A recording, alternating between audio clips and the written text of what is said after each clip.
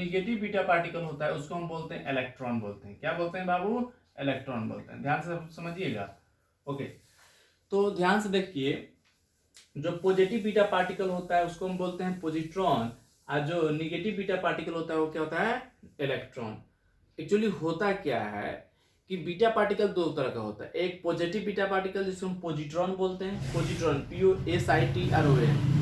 अच्छा, दूसरा का होता है निगेटिव बीटा पार्टिकल। क्या होता है? Negative beta particle. Negative beta के पार्टिकल का मतलब क्या होता है? इलेक्ट्रॉन। एक बात बताइए, क्या न्यूक्लियस के अंदर इलेक्ट्रॉन होता है क्या? नहीं होता है। पॉजिट्रॉन हमने पढ़ा है क्या? अभी तक नहीं पढ़ा है। चाहे इलेक्ट्रॉन पढ़ा है क्या? न्यूक्लियस के अंदर होता है? नहीं होता है। तो जब ये न्यूक्लियस के अंदर ये चलता है तो न्यूक्लियस, जब देखो कोई मान लो अब कोई न्यूक्लियस है जो अल्फा नहीं निकाल रहा है, क्या निकाल रहा है? बीटा निकाल रहा है। स्टेबल होने के लिए क्या निकाल रहा है? बीटा निकाल रहा है। तो बीटा निकाल रहा है, इट मीन्स क्या निकाल रहा होगा? या तो इलेक्ट्रॉन निकाल रहा होगा। न्यूक्लियस के अंदर से क्या निकाल रहा होगा? इलेक्ट्रॉन, नहीं तो पॉजिट्रॉन। अब न्यूक्लियस के अंदर इलेक्ट्रॉन्स आते कहां से हैं? इलेक्ट्रॉन्स तो होते नहीं है, तो फिर कैसे निकलेंगे बाहर स्टेबल होने के लिए? तो मैं आपको बता रहा हूं, ये डायरेक्ट अवेलेबल नहीं होते हैं न्यूक्लियस के अंदर। ये कैसे अवेलेबल हो जाते हैं वो मैं बता रहा हूं, कैसे उसमें उपस्थित हो जाते हैं वो मैं बता रहा हूं। देखिए ध्यान से समझिए, आपको समझ में आ गया? बीटा रे दो प्रकार का होता है। बीटा रे आर टू टाइप्स, एक पॉजिटिव बीटा पार्टिकल और दूसरा नेगेटिव बीटा पार्टिकल। नेगेटिव को बोलते हैं इलेक्ट्रॉन और पॉजिटिव बोलते हैं पॉजिट्रॉन। अब इनको हम सांकेतिक रूप से, सिंबॉलिक रूप से कैसे लिखते हैं ध्यान से देखिएगा। इलेक्ट्रॉन को हम कैसे लिखते हैं? इलेक्ट्रॉन को ई से लिखते हैं, बात समझ में आ गया। और नीचे हम क्या लिखते हैं? ध्यान से देखिए, नीचे हम लिखते हैं चार्ज, ऊपर क्या लिखते हैं? मास। तो जो निगेटिव बीटा पार्टिकल है, क्या निगेटिव है? क्या है आपका? Positive beta particle. तो निगेटिव बीटा पार्टिकल को इलेक्ट्रॉन बोलो और उसको संकेतिक रूप से लिखेंगे ई, नीचे -1 ऊपर 0। चाहे इसको हम बीटा को हम कैसे लिखते हैं? बी से बी और नीचे ऐसे डैश थोड़ा सा बढ़ा देते हैं, बात समझ में आ गया? ऐसे बी कंप्लीट बी नहीं लिखते हैं, बी और ये नीचे क्या होता है? थोड़ा सा ज्यादा ये लंबा होता है, जो स्ट्रेट होता है। तो बीटा लिख दे, बीटा का सिंबल क्या होता है? ऐसे ही होता है, और उसके नीचे -1 और ई की जगह हम बी, बीटा ई की जगह हम क्या इसको रिप्लेस कर सकते हैं? किससे? बीटा के सिंबल से। इसी तरह पॉजिट्रॉन में क्या होगा? देखो पॉजिट्रॉन में क्या होगा? ई होगा और नीचे क्या होगा? +1, ऊपर क्या होगा? 0। ऊपर क्या बताता है आपका? मास नंबर, नीचे क्या बताता है? आपका चार्ज बताया जाता है। बात समझ में आ गया? यहां अगर हम बात करते हैं तो देखो, इसको ई को हम कैसे रिप्लेस करेंगे? बी से +1 0। तो इलेक्ट्रॉन को या निगेटिव बीटा पार्टिकल को ई -1 0 और ऐसे बीटा का सिंबल -1 0 से हम रिप्रेजेंट। ये देखो, ये साइन का मतलब इसमें ये दोनों में से कोई भी लिखा जा सकता है। एक्चुअली होता क्या है, अगर हम बात करें न्यूक्लियस के अंदर, तो ना इलेक्ट्रॉन पॉजिट्रॉन डायरेक्ट अवेलेबल होते क्या है आपको तो पता है। न्यूक्लियस के अंदर क्या होता है? न्यूट्रॉन होता है कि नहीं होता है? तो एक्चुअली देखो क्या होता है, स्टेबल होने के लिए अगर मान लो कोई न्यूक्लियस अनस्टेबल है, क्या है आपका? अनस्टेबल है। तो अनस्टेबल है तो स्टेबल जब होना है तो यह तो अल्फा निकालेगा बाहर, नहीं तो क्या निकालेगा? बीटा। अल्फा निकालेगा तो डायरेक्ट उसके पास अवेलेबल है प्रोटॉन न्यूट्रॉन, तो 2 प्रोटॉन 2 न्यूट्रॉन निकाल दिया। अगर बीटा निकालेगा तो सबसे पहले क्या होगा? अगर मान लो वो बीटा कौन सा निकाल रहा है? निगेटिव बीटा निकाल रहा है। कौन सा निकाल रहा है? Negative beta particle. इलेक्ट्रॉन कौन होता है? Negative beta particle. अगर वो निगेटिव बीटा पार्टिकल निकाल रहा है तो उसको निकालने से पहले क्या हुआ होगा? न्यूक्लियस के अंदर न्यूट्रॉन कौन चीज में बना होगा? प्रोटॉन में। न्यूट्रॉन कौन चीज में बना होगा? प्रोटॉन में। अच्छा, जब न्यूट्रॉन प्रोटॉन में कन्वर्ट होता है, न्यूट्रॉन प्रोटॉन में क्या हो जाता है? परिवर्तन हो जाता है। न्यूक्लियस के अंदर न्यूट्रॉन क्या होता है? प्रोटॉन में कन्वर्ट होता है। जब न्यूट्रॉन प्रोटॉन में कन्वर्ट होता है, एक बात बताइए, न्यूट्रॉन और प्रोटॉन का मास लगभग क्या होता है? सेम होता है। तो न्यूक्लियस के मास पर कोई भी फर्क नहीं पड़ेगा, याद रखिएगा। न्यूट्रॉन और प्रोटॉन का मास लगभग क्या होता है? सेम होता है, तो मास का कोई फर्क नहीं पड़ेगा। बट न्यूट्रॉन अगर प्रोटॉन में कन्वर्ट हुआ तो न्यूट्रॉन पर चार्ज क्या होता है? 0 होता है। चार्ज क्या होता है यहाँ पे? 0। तो यहाँ पे भी प्रोटॉन पे चार्ज हो जाता है। प्रोटॉन पे कैसा चार्ज होता है? +1 का चार्ज होता है कि नहीं होता है?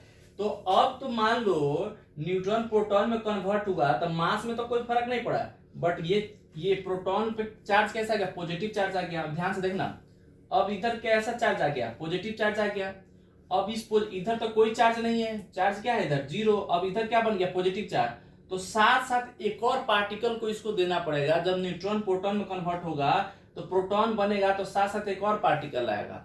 वो पार्टिकल क्यों आएगा? क्योंकि चार्ज को बैलेंस करने के लिए। अगर मान लो इसके पास पहले चार्ज 0 था, अब क्या हो गया? जैसे ही ये प्रोटॉन बना तो +1 चार्ज हो गया। कितना चार्ज हो गया? +1। मान लो एक प्रोटॉन पे चार्ज +1 बोल दिए, लेकिन अब LHS RHS बराबर है क्या? नहीं बराबर है। तो साथ साथ एक और आपका पार्टिकल को आना पड़ेगा और उस पार्टिकल का चार्ज ऐसा होना चाहिए कि दोनों चार्ज, प्रोटॉन का चार्ज और उसका चार्ज जुड़े तो कितना चार्ज के बराबर हो जाए? 0 चार्ज के बराबर हो जाए।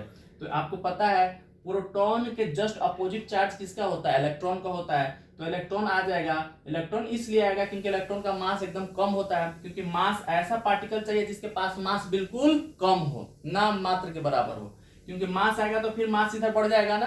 तो ऐसा कौन सा पार्टिकल आता है आपका? इलेक्ट्रॉन आता है। तो इलेक्ट्रॉन आता है, इलेक्ट्रॉन इसलिए आता है क्योंकि क्या करे, आपका चार्ज को क्या करे? बैलेंस करे। अब देखो +1 -1 क्या हो जाएगा? 0। अच्छा पहले अब देखो इसका तो कोई मास होता नहीं है, कोई फर्क नहीं पड़ेगा, मास तो होता नहीं है, तो मास अभी भी क्या रह गया? वही रह गया। फिर कहोगे सर एक और पार्ट, यहाँ देखो ये लिखा हुआ है, ऐसे लिखा हुआ है, इसको हम बोलते हैं एंटी न्यूट्रिनो। क्या बोलते हैं? Anti neutrino. इसको बोलते हैं एंटी न्यूट्रिनो। एंटी न्यूट्रिनो क्या होता है? अब ध्यान से देखना। आप तो कहोगे सर मान लो न्यूट्रॉन प्रोटॉन में बना तो मास तो दोनों का बराबर था, न्यूट्रॉन और प्रोटॉन का मास, तो मास में कोई दिक्कत नहीं हुआ। बचा सर चार्ज बराबर नहीं था। अगर न्यूट्रॉन का चार्ज 0 था, प्रोटॉन का चार्ज क्या था? +1 था। तो चार्ज तो बराबर नहीं है, इधर बराबर नहीं है, तो क्या करेगा? एक पार्टिकल आ जाएगा जो चार्ज क्या करेगा? पार्टिकल आ जाएगा जस्ट इसके क्या होगा? अपोजिट। तो -1 पहले से क्या था? +1, तो दोनों जुड़ के क्या हो गया? -1 +1 जुड़ के क्या हो गया? फिर चार्ज। तो इधर भी नेट चार्ज कितना हो गया? 0। इधर भी नेट चार्ज कितना हो गया? 0। लेकिन हाई पार्टिकल क्यों है? इस पार्टिकल को बोलते हैं एंटी न्यूट्रिनो। एंटी न्यूट्रिनो किस लिए आता है? ध्यान से देखना। चार्ज बैलेंस हो गया और देखो अगर इस मास भी बैलेंस हो गया, लेकिन एक चीज बैलेंस करने के लिए और एनर्जी और मोमेंटम को बैलेंस करने के लिए। एनर्जी पता है आपको? एनर्जी क्या होता है? ऊर्जा। तो एनर्जी को दोनों साइड, इस साइड और LHS साइड और RHS साइड, LHS साइड और आपका RHS साइड, एनर्जी को बैलेंस करने के लिए। इधर भी एनर्जी बैलेंस हो, इधर भी एनर्जी बैलेंस हो, और साथ साथ मोमेंटम जिसको हम संवेग बोलते हैं, स्पिन मोमेंटम जिसको हम बोलते हैं, घूर्णन संवेग बोलते हैं, वो मोमेंटम को कंजर्व करने के लिए। ठीक है, ये इसको विशेष डिटेल में हमको पढ़ना नहीं है। ओके, बस इतना याद रखिए, ये इस पार्टिकल को हम क्या बोलते हैं? Anti neutrino. और ये क्यों आता है? एनर्जी को कंजर्व करने के लिए, ऊर्जा संरक्षण के लिए आता है, और मोमेंटम, स्पिन मोमेंटम को कंजर्व करने के लिए। ओके, अब हम बात करते हैं, ध्यान से देखिए, आपको अब समझ में आ गया कि इलेक्ट्रॉन कैसे आता है। इलेक्ट्रॉन के आता कैसे है बाबू? इलेक्ट्रॉन कैसे आता है? इलेक्ट्रॉन कैसे आता है? इलेक्ट्रॉन, न्यूट्रॉन जब प्रोटॉन में कन्वर्ट होता है तो प्रोटॉन में कन्वर्ट होता है, और साथ साथ क्या आता है? एक और पार्टिकल आता है जिसको हम क्या बोलते हैं? इलेक्ट्रॉन बोलते हैं, और एंटी न्यूट्रिनो पार्टिकल आता है। बात समझ में आ गया? दूसरा आप देखते हैं, पॉजिट्रॉन की बात करते हैं। अगर मान लो प्लस बीटा पार्टिकल अगर निकाल रहा है, कोई भी unstable nucleus plus beta particle निकाल रहा है, तो उस केस में क्या होगा? तो प्रोटॉन क्या में बनेगा? न्यूट्रॉन में। अगर प्रोटॉन न्यूट्रॉन में बनता है तो मास तो दोनों का लगभग क्या है? बराबर। तो मास तो दोनों साइड बराबर हो गया, लेकिन चार्ज बराबर नहीं है। पहले इधर चार्ज क्या था? +1 चार्ज था, लेकिन इधर चार्ज अगर न्यूट्रॉन बना तो चार्ज तो क्या है? 0। तो साथ साथ एक और पार्टिकल आएगा जो चार्ज को क्या करे? बैलेंस करे। पहले इधर चार्ज क्या था? अगर हम बात करते हैं चार्ज कितना था? 0। इसका तो चार्ज क्या हो गया? 0। इसका प्रोटॉन का चार्ज कितना है? 1। लेकिन अगर हम बात कर रहे हैं न्यूट्रॉन का चार्ज, न्यूट्रॉन पर चार्ज होता है क्या? नहीं होता, तो 0 है। तो साथ साथ एक और पार्टिकल को आना पड़ेगा जो चार्ज को क्या करे? बैलेंस करे। तो हम एक पार्टिकल लेके आते हैं जिसका चार्ज एकदम प्रोटॉन के चार्ज के बराबर होता है, उसको हम बोलते हैं पॉजिट्रॉन। बात समझ में आ गया? मास बिल्कुल ना हो, क्योंकि मास तो दोनों का बैलेंस, मास प्रोटॉन न्यूट्रॉन का लगभग क्या है? बराबर। तो हम एक पार्टिकल लेके आते हैं जिसको बोलते हैं पॉजिट्रॉन, जिसका चार्ज क्या होता है? प्रोटॉन के एकदम क्या होता है? बराबर होता है। तो वो आ गया। और साथ साथ एक और पार्टिकल आता है जिसको हम इसको बोलते हैं न्यूट्रिनो। इसको क्या बोलते हैं बाबू? न्यूट्रिनो। इस पार्टिकल को हम बोलते हैं न्यूट्रिनो बोलते हैं। इस पार्टिकल को हम बोलते हैं न्यूट्रिनो। पता है ये क्यों आता है? एनर्जी को बैलेंस करने के लिए और मोमेंटम को बैलेंस करने के लिए। अब समझ में आ गया सबको? अब देखो ध्यान से समझो, एक एग्जांपल के थ्रू समझाया हमने। देखिए, अगर मान लीजिए कार्बन से माइनस बीटा पार्टिकल निकलता है, माइनस बीटा पार्टिकल निकलता है मतलब इलेक्ट्रॉन निकलता है। अगर माइनस बीटा पार्टिकल इलेक्ट्रॉन निकलता है तो क्या होगा?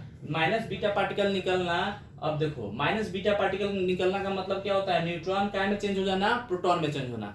अगर किसी न्यूक्लियस के अंदर न्यूट्रॉन प्रोटॉन में बदल गया तो प्रोटॉन का संख्या तो बदला, क्या हुआ? चेंज हुआ ना। प्रोटॉन का संख्या क्या हो गया? बढ़ गया। अब न्यूट्रॉन प्रोटॉन में बन गया तो प्रोटॉन का संख्या क्या हो गया? बढ़ना। प्रोटॉन का नंबर बढ़ना, इट मींस क्या बढ़ना? एटॉमिक नंबर बढ़ना। तो एटॉमिक नंबर क्या होता है? बढ़ जाता है। अगर एक प्रोटॉन बढ़ा तो एक एटॉमिक 1 से बढ़ जाएगा, अगर 2 प्रोटॉन बढ़ेगा तो क्या होगा? 2 से बढ़ जाएगा। तो इसमें अगर एक न्यूट्रॉन एक न्यूट्रॉन प्रोटॉन में बना तो एक प्रोटॉन का नंबर बढ़ा तो एक एटॉमिक नंबर क्या हो जाएगा, बढ़ जाएगा।